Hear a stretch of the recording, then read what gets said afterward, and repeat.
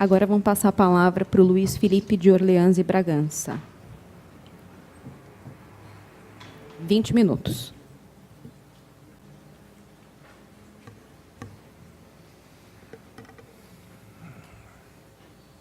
Bom dia.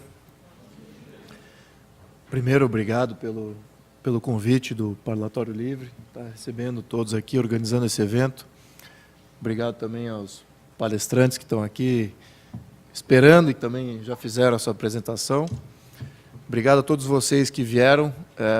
Mais uma vez, como a Madeleine informou, de fato, é um tipo especial de pessoa que sábado de manhã está aqui querendo escutar sobre empreendedorismo, economia, política. Então, eu sempre prezo muito pelo convívio com vocês. Com relação ao tema empreendedorismo, eu acho que é muito importante entendermos o contexto em que nós nos encontramos hoje.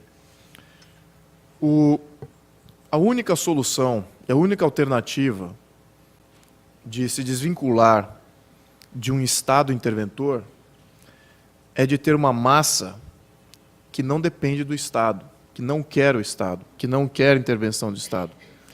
Essa massa precisa se manifestar, se organizar, ela precisa existir. Então, aí temos um grande problema. Será que temos essa massa? Essa massa, de fato, quer empreender, quer executar, existe, ela está organizada, pleiteando as coisas certas para que ela possa se sobrepor à necessidade de ter um Estado? Então, essa é a primeira questão. Então, com relação a isso, nós temos aí, eu diria que 3 grandes problemas, os quais 2 acho que nós conseguimos resolver por conta própria. E 1 depende do Estado. O primeiro é uma mudança de perspectiva. E aí entra a sociedade organizada que temos aqui. Essa mudança de perspectiva é começar a cobrar o que eu chamo, que eu já escutei ecoando em alguns lugares, é o conceito de consumidor eleitor. Esse que deve ser o rei do Brasil. Todas as decisões políticas devem estar visando o benefício do consumidor eleitor. O que nós temos hoje?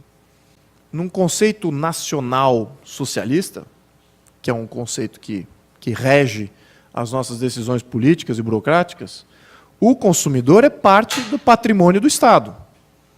O consumidor, o mercado é do Estado. Então, quando você tem uma burocracia e uma classe política que não entende que quem rege ele é o consumidor eleitor, e não ao contrário, não ele, Estado, é dono do mercado, nós temos aí todas as decisões de burocratas e de políticos está enviesada. Vou dar um exemplo aqui.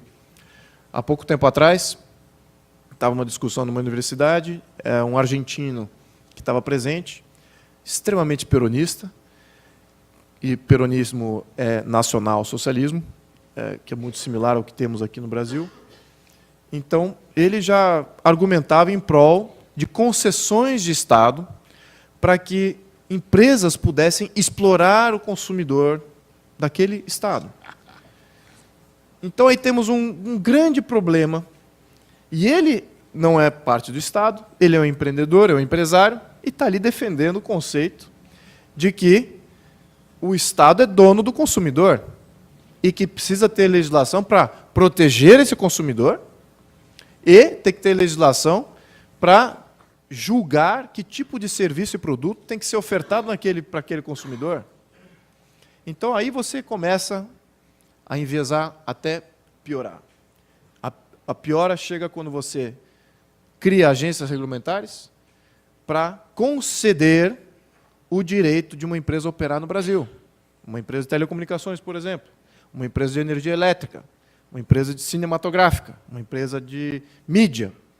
Todas concessões do Estado. E quem é que paga por essa concessão? Quem é que paga? É o consumidor eleitor. No minuto que o Estado fica com a concessão, o preço que é do produto ou serviço final, esse fica condicionado a ter que retornar o investimento daquela empresa, que já teve que pagar ao Estado a concessão, agora o consumidor eleitor vai ter que pagar mais. Então, quem é que rege o Brasil? É o consumidor eleitor ou é o Estado? O Estado. O O Estado fica com todo o benefício de antemão. E aí temos esses problemas de retorno sobre investimento, que aí as grandes empresas começam a exigir uma série de coisas. Começam a exigir concessões. O que vem com a concessão? Vem o limite de competição. Se eu vou ter que pagar essa concessão para você, o que você me garante? Eu garanto que não vai haver competição, que você vai poder nadar de braçada nesse mercado, praticar o preço que você quiser. Então, esse é o primeiro problema, e eu diria que é um problema de semântica, que permeia não só a sociedade, mas, sobretudo, os burocratas e os políticos.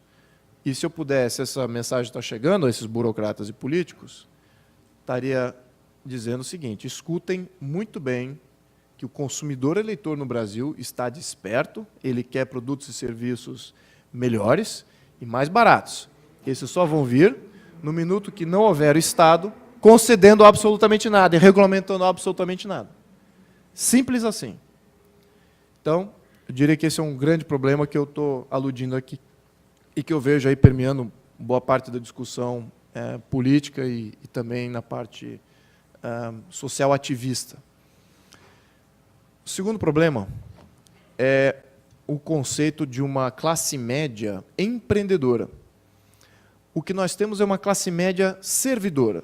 Acho que a Madeleine aqui oferiu uma certa culpa ao sistema de ensino, que nos prepara a servir, nos prepara a ser um empregado, nos prepara a, de fato, não exercermos aquilo que nós somos, aquilo que nós queremos.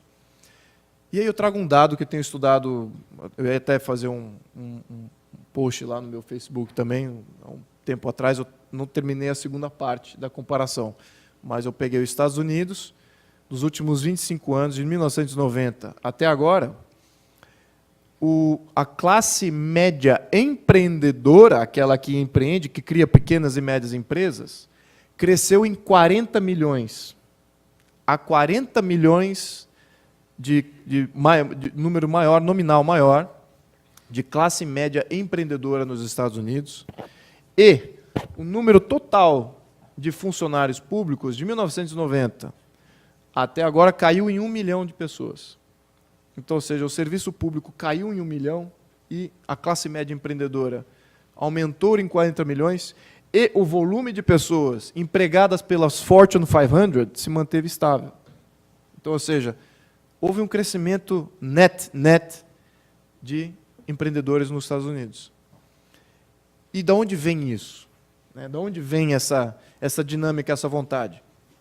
Claro que aí tem um calhamaço de estudos que determina como é que você condiciona, mas acho que ensino tem muito a ver com isso. Acho que é uma função nova para as universidades, é uma função nova para a mídia, para a literatura, para a cultura, de dar poder a essa classe média, e não que essa classe média seja direcionada forçosamente a servir alguém e que os ganhos dessa classe média venham de reclamar do governo, reclamar do empresário.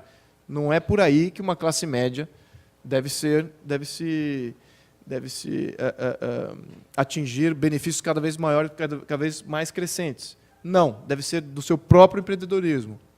Então, essa classe média empreendedora, nós, aqui no Brasil, eu digo isso, claro que é subjetiva essa análise, é baseado na minha experiência, mas a classe média do Brasil ainda está condicionada a reclamar e não está condicionada ao querer empreender. Vê muito risco nisso. Eu digo de experiência própria. O risco hoje de trabalhar para uma grande empresa é tão grande, o risco mensurável, ou seja, de tempo e esforço relativo a ganho, de trabalhar para uma grande empresa hoje, é igual de você empreender, na minha perspectiva. Eu fui sempre condicionado a ir trabalhar para uma grande empresa. Toda a minha educação foi voltada para isso. Minha família me empurrava para isso. Tem que ser um executivo, tem que trabalhar numa grande empresa. E fui, realizei isso. Mas, de fato, em convívio com uma classe média empreendedora, você nota que ser um executivo de uma grande empresa não torna você um herói. Não é isso que faz o grande impacto, eu diria que esotérico, na alma de uma pessoa. Os heróis são todos empreendedores, aqueles que iniciaram o projeto. Nada errado de você trabalhar para um empreendedor, nada de errado com relação a isso. Mas que exista dentro de uma comunhão de que, de fato, o empreendedor tem que ser o herói. Tem que ser o herói da classe média. Isso ainda não foi criado. Então, o conceito de classe média empreendedora precisa ser criado. As universidades têm uma função aí primordial nessa criação. E também a questão da política regulamentar também tem a ver com deixar com que a economia seja cada vez mais direcionada pela classe média empreendedora. E aí chegamos no nosso último ponto aqui, que eu gostaria de apontar, que eu acho que é o mais importante. Sobretudo as pessoas que estão mais sintonizadas com o discurso liberal, o grande inimigo do empreendedorismo, o grande inimigo do consumidor eleitor, o grande inimigo da classe média empreendedor, chama-se regulamentação. Regulamentação, excesso de regulamentação. Quem é esse monstro?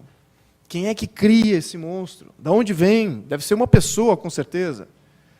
Na verdade, é aí que está o maior desafio do sistema brasileiro, e aí pego aqui um gancho do que o Cânice falou, de conhecer de fato o nosso problema.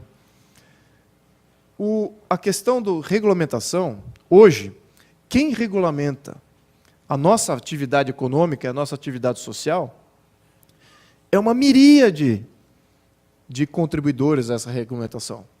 Existem câmaras legislativas locais, estaduais, federais, existem autarquias, existem o poder executivo, os legislativos eu acabei de mencionar, existem as estatais, que têm monopólio e controle de preço, e acabam criando normas e uma série de outras coisas que condicionam a sua entrega de produto e serviço. Então, o problema da regulamentação, infelizmente, ele não é encarnado em uma pessoa ou uma instituição específica. Ele tem uma entrada multifacetada, amorfa, e que não se controla facilmente. Se a sociedade empreendedora, de fato, se organizar, de fato crescer e falar, muito bem, agora queremos menos regulamentação, não existe um só lugar no qual a gente tenha que reclamar. Existe, sim, uma miríade de lugares. E aí é o problema que eu afirmo antes, que é um problema de Estado. A classe média empreendedora e o consumidor eleitor não tem. A única coisa que vai debelar esse volume absurdo de regulamentação que existe sobre nossas vidas e nossa atividade econômica só vem de um poder que o Estado tem que dar à sociedade e que o Estado ele simplesmente não vai dar, se a gente não reclamar sobre isso. É o poder da sociedade dizer não à regulamentação. É o poder da sociedade se levantar contra qualquer regulamentação em qualquer lugar do Brasil, em qualquer ecossistema político do Brasil. Qualquer cidade das 5.500 cidades do Brasil tem que haver sociedade ali com o poder de se levantar contra a regulamentação, seja ela local, seja ela estatal, seja ela de qualquer for o seu input regulamentar. E aí é que dependemos do Estado. Então, se houver aqui um tiro, uma bala de prata que mata esse lobisomem, ou que mata esse tigre, temos que exigir o nosso direito de dizer não à regulamentação. Isso chama-se um referendo popular para qualquer nova regulamentação que seja passada em qualquer nível, até mesmo para empresas estatais e burocracia. Então, se a gente não conquistar esse direito, todos os discursos sobre empreendedorismo, todos os discursos sobre liberalizar a economia, todos os discursos sobre crescimento econômico, pujança, crescimento da classe média, enriquecimento da classe média brasileira, vai ficar sem ter a definição própria de onde vem o início do problema. E o início do problema é um Estado que não quer que essa classe média, que essa classe atuante, que essa classe ativa, se realize.